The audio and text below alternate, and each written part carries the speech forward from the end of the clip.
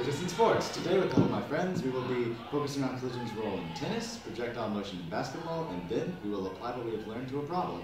Jarice, my basketball expert, will start us off.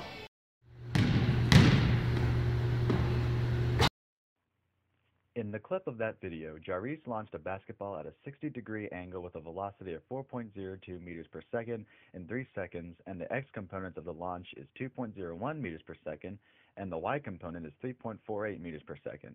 This will be important when we analyze our givens. Since this is a projectile motion problem, it is best for us to split our givens into x and y coordinates.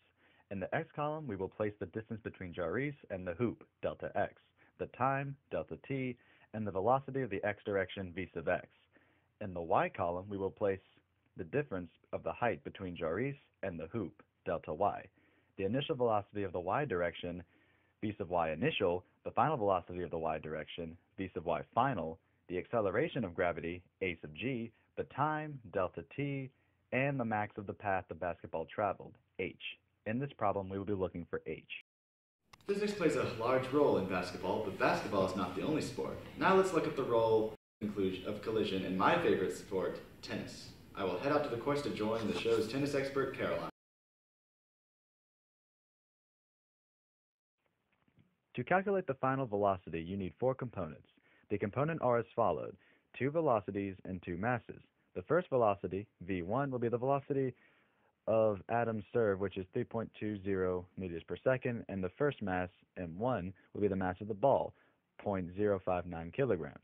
The second velocity, v2, will be the velocity of Caroline's return, which is 2.90 meters per second, and her mass, which is 56.7 kilograms.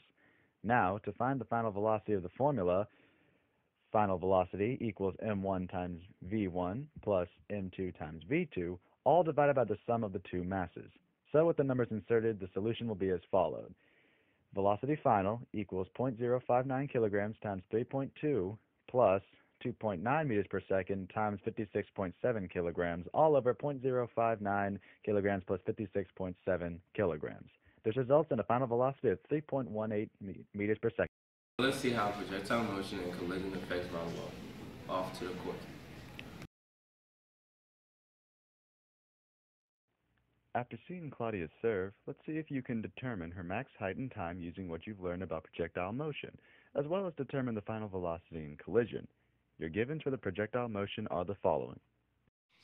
This is Maria. Thank you, Mr. Rubin, our high school physics teacher. Thank you for watching.